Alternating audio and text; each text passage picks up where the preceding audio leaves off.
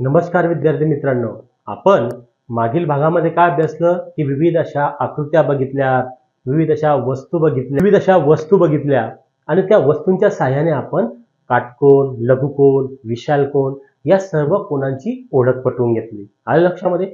तर आता ह्या भागामध्ये आपण ते कोन आपण ओळखले, आता प्रत्यक्षात ते रेखाटून बघूया. आलं लक्षामध्ये? मग त्यापूर्वी आपण थोडक्यात उजळणी करूया. बघा, खिडकी दिसते तुम्हाला, की खिडकीमध्ये कुठला कोण होता? काटकोन. शाबास. नंतर बघा, एक झाड दिसते, त्या झाडाच्या फांद्यांमध्ये कोणकोणते कोण तयार झाले? तर ते कोण झाले? लघुकोन. शाबास. त्यानंतर आपण कात्री बघितली दिसते तुम्हाला, या कात्रीमध्ये कुठला कोण तयार झालेला आहे? तर हा कोण झालेला आहे? विशाल कोन. Very good.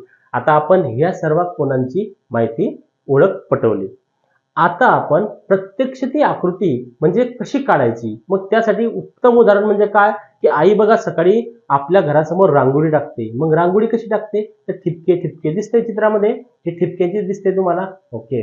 मग या ठिपक्यांच्या साहाय्याने आपण आज या भागामध्ये काटकोन, लघुकोन, विशाल कोन या तिघ कोन कसे काढतात त्यांची रेखाटन करूया. आलं लक्षामध्ये? तर बघा, हे आकृती दिसते, या आकृतीमध्ये फक्त तुम्हाला ठिपके दिसत असतील. आलं लक्षात?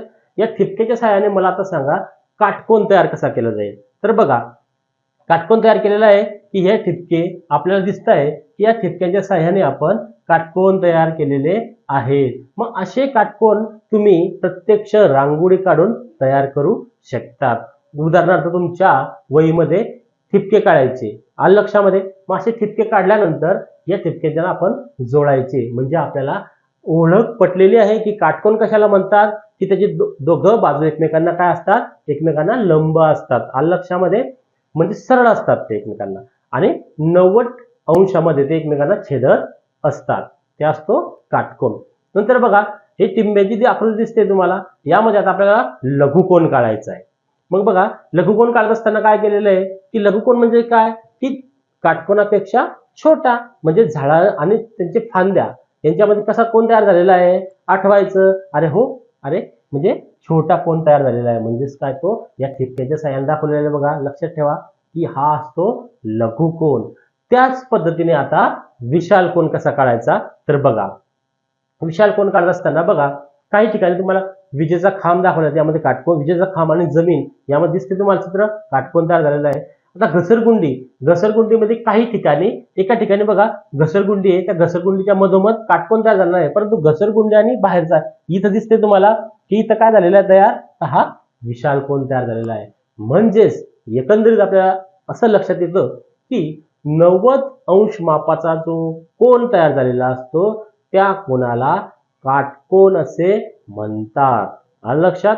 त्यानंतर जो कोन 90 अंशापेक्षा कमी मापाचा असतो त्या कोनाला लघुकोन असे म्हणतात. आणि जो कोन 90 अंशापेक्षा जास्त मापाचा असेल, उदाहरणार्थ बघा, हे घड्याळ दिसते तुम्हाला, चित्र दिसत आहे, या घड्याळामध्ये कोणकोणते कोन तयार झालेले आहे. आता उदाहरणार्थ तुम्हाला 9 वाजले असता, घड्याळामध्ये 9 वाजले असता कोणता कोन तयार होईल, तर तो काटकोन तयार होईल. आलं लक्षात? उदाहरणार्थ घड्याळामध्ये 3 वाजले असता कोणता कोन तयार होईल, तर तो होईल काटकोन. आता एक अवघड उदाहरण, कोन तयार होईल, तर बघा, हा कोन तयार झालेला आहे विशाल कोन. म्हणजेच काय, की 9 वाजले असता काटकोन होतो, 3 वाजले असता काटकोन तयार होतो. आणि म्हणजेच काय, 90 तो कोण होता, तास काटा आणि मिनिट काटा यामध्ये 90 अंशापेक्षा जास्त अंतर तयार झालेलं आहे, म्हणून तो कोण असतो विशाल कोन. आले लक्षामध्ये? म्हणजे आपल्या सभोवताली जे उदाहरणं असतात त्यांच्या माध्यमातून आपल्याला या भौमितिक आकृत्या ह्या कळत असतात आणि त्याच आकृत्या आपण अभ्यासाच्या आहेत.